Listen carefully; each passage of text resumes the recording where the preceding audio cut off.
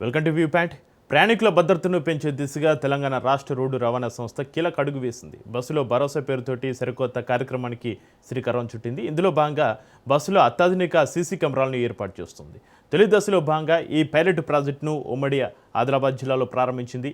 ఈ pilot project కింద ఆదిలాబాద్ రీజియన్లోని 175 బస్సుల్లో హైటెక్ నిఘా కెమెరాలను అమర్చారు.